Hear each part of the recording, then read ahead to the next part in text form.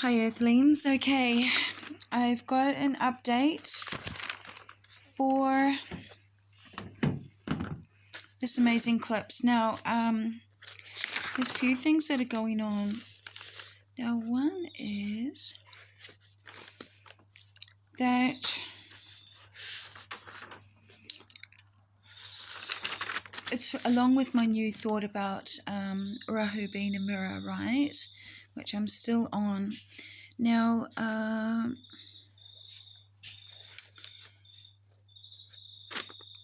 2, 3, 4, 5, 6, 7, 8.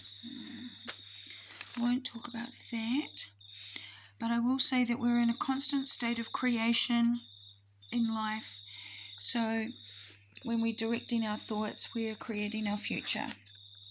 Now, I was listening to a bit of history and archaeology today, and I noticed that, people's accents kind of like almost change meanings, almost makes it so that we don't quite understand. And example, the word Byzantium. But I was like, Byzantium, why don't they call it? What does Xanta mean? What if I break this word down? So I looked up the word Xanta, and it actually means golden. It also means beautiful woman. Bi means two, like bicycle means two wheels, two cycling, two cycles, two wheels cycling. So I looked up the Byzantium era, and it lasted for 1,000 years, and I'm on this side quest at the moment. Did everything that Jesus say was going to happen already happen? Like when Jesus said that he was coming back, that those guys that he was talking to wouldn't die before he came back. Was he legit with his word? And when he told everyone to boot it out to the desert, that's where we ended up. They were Essenes. Of course, they weren't called Christians in those days, but they were called Essenes. And he was like, look, I'm going to go and I'm going to come back. I'm going to make sure I get all you guys. But what I want you to do is to go and tell everyone, preach the word. Go tell everyone. And don't worry about the Gentiles. And I want you to go to the tribes of Israel. And he was picking up the 144,000, right? And spoke to the 7 churches. Everything that is already in the Bible has already actually happened. None of it's about to happen. It happened. It probably, when he said go to the desert, they were in the desert of Qumran, which is by the Dead Sea, and so on and so forth. Now, this is called preterist, which means it's already fulfilled. But I looked up the word predestination as well, and it means temporal agent. Oh, it's a movie. Temporal agent was asked to travel back in time to stop a bomb attack. But predestination means that all events are willed by God, and we have to accept it as fate. Okay, so I'm a believer in time travel and soon and things like this. Yeah. Okay, so I started off with the Byzantine Empire, which lasted for 1,000 years, because the reign of Christ was supposed to be for 1,000 years. And I was like, okay, so let's just, in my mind, I imagined the Byzantine Empire being the empire of the beautiful woman, a golden time, which it probably was, because the gold hoard of the great Mongol nation, when they raided, was probably to take over. And after 1,000 years, now I'll just start reading off my notes. So the Byzantine Empire had 1,000-year existence and remained Greek-speaking until its conquest by the Ottoman Empire in 1453 AD. So I looked up the word Ottoman, and Otto means wealth. So it's the wealth of man. So when the Ottomans invaded and took over, they took over because they wanted the wealth. So saying. So all this 144,000 people, they might have been in the Vimana, which is the flying vehicle. I don't think I've got them on my camera. I've got them on my phone. But you can find it. You look it up on Wikipedia, and they were speaking about them in India. And they're like palaces, but you can live in them and they fly. Now, before what is now named Istanbul used to be Constantinople, and before that it was called Miklagard. Now, this Miklagard is a Nordic name, and it's kind of sad because, you know, I'm thinking, oh my gosh, no matter where I look, I think my bloodline's the bad guys. But anyway, let's just go with this for what I've got here. So this Miklagard. Gard, we know garden, and Mikla. So the first to invade were the Norse Vikings.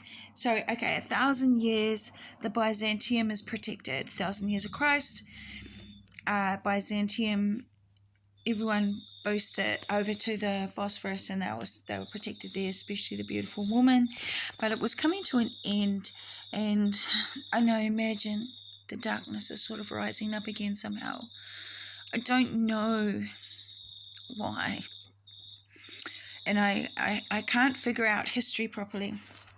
I know in 500 AD there was a terrible migration period because people started to starve all over the place, and this is around the time that the Muslim empire rose up.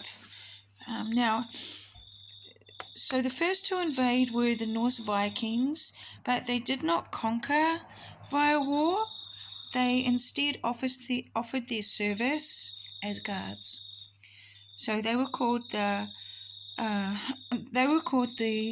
Varangians, and they were named, Avangarians they were named, and their commander was Harold Hardrada.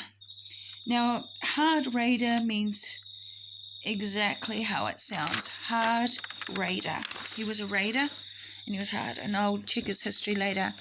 So I've got Mikael, El, like God, how they use El for God, being a Hebrew name. So the metropolis of Miklagard is like Michaela. Michaela means God-like, or who is like God, but it's not a question, like who is like God. It's not a question. It is pointing as to say who is like God. This one, who is like God. See this Mikael, he is like God. So who is to say he. Now, the Norse were big on Archangel Michael, big. So this place, which we now call Istanbul, they called it Michael's Garden. Now, Saint Michael is a spiritual warrior in the battle of good versus evil. According to the legends of the Jews, Archangel Michael was the chief of the band of angels who questioned God's decision to make men on earth. The entire band of angels except Michael was then consumed by fire. Archangel Michael is considered the guardian of the church. The cult of Saint Michael, the Archangel, is a Templar cult. The Saint Michael cult comes from the 5th century in the West, that's 500 AD. The cult of The cult of the Archangel Michael gave birth to a great pilgrimage and at the origin of the development of the abbey, which is a type of church, isn't it? An abbey. In Italy, Monte Gargango is a Michelic site recognized since the end of antiquity, before the cult of the archangel spread throughout the medieval West. Michael is the leader of the celestial military. Saint Michael is one of the three archangels recognized by Christianity. He was the first archangel before this term was used for Gabriel and Raphael. Michael's symbols are the sword, the spear, and the armor. Saint Michael the Archangel is an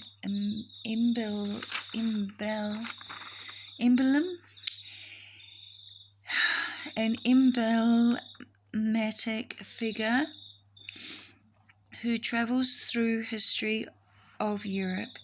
He is venerated by the Byzantines and the Lombards, who compare him to Odin, whose adventures and warlike dimensions he followed. The construction of places of worship are along a straight line. This is so interesting. The Holy Line, which connects Ireland to Israel, passing through England, France, Italy, and Greece. The St. Michael Line, or the ley line, right, but they call it Ley du Dragon line, is perfectly aligned with the summer solstice sunset. So the ley line is a dragon line. The cult of Saint Michael the Archangel was born in the East, or at least in the Byzantine sphere. This means he is very often represented in art with elegant clothes of Byzantine dignitaries, as can be seen in many icons. In addition to the Byzantine, we find Romanesque bas-reliefs and statues in the basilicas of Mont Saint Angelo. Archangel is a city 25 miles long along the banks, both sides of it, of the river Dvina near the mouth of the White Sea. It used to be the chief seaport of Russia in the medieval time. The legend states that this is the place where Michael defeated the devil and he can never return.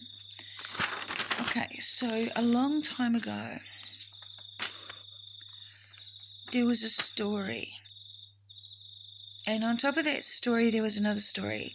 Because Constantine, who took over Constantinople, changed it from what we have here as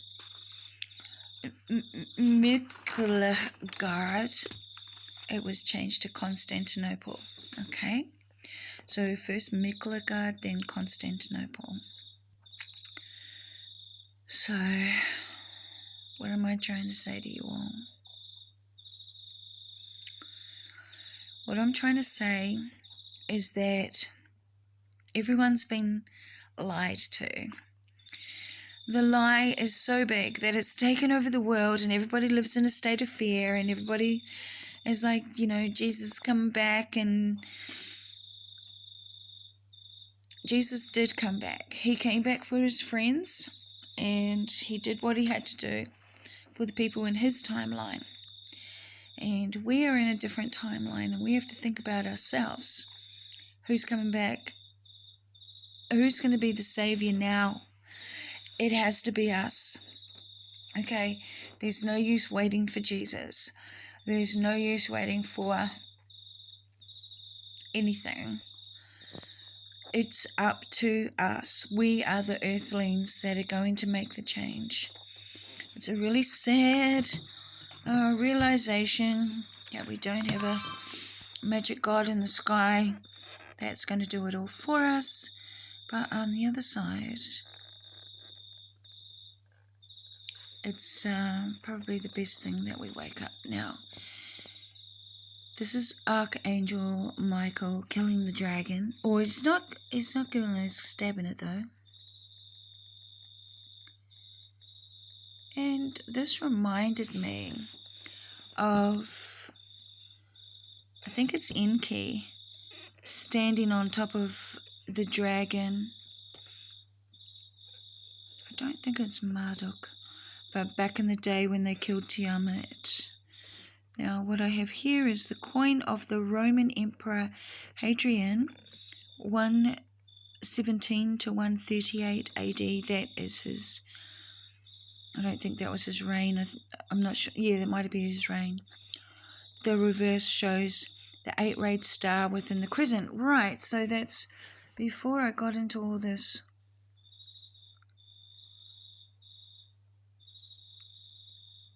Byzantium, which I was talking to you about. I started with the star and the crescent. So that one there says the Roman era coin with the Greek inscription, 1st century. So it's interesting that we have a Roman era coin with Greek inscription, because you'd think it would be in Roman, don't you? And this is back to Sumer, and trying to show you, it's not very clear, but it's the crescent with the star again. Now it was important that the reason why I got onto this Byzantium part is because this is an image, what do we call that, as a painting, okay, from that time period, what we call medieval period. And what we have here and that is the flag of Byzantium. Byzantium? Yeah, that's right. So that is their flag, and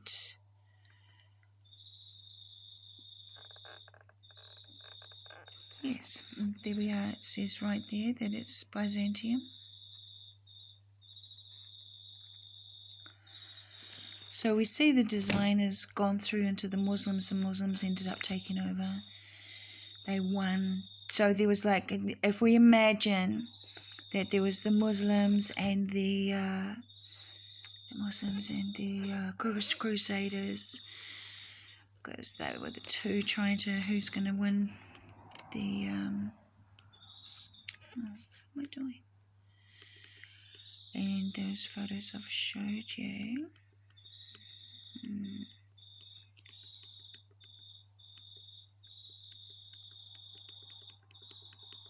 Oh, okay. So I've got a lot of pictures, but they must be on my phone. And they are images of the mother of Christ with the moon, crescent moon at her feet. And sometimes she's got stars around her head as well. So it's just something that I'm following at the moment. So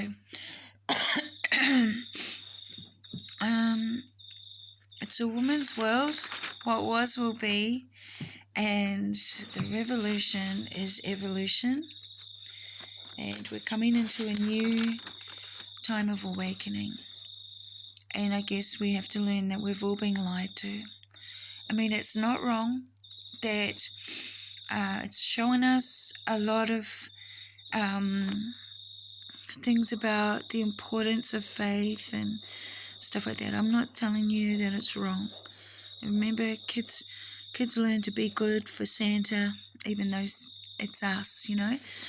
That's what I'm telling you guys. It's us. And so I've got written here, we are all creators. So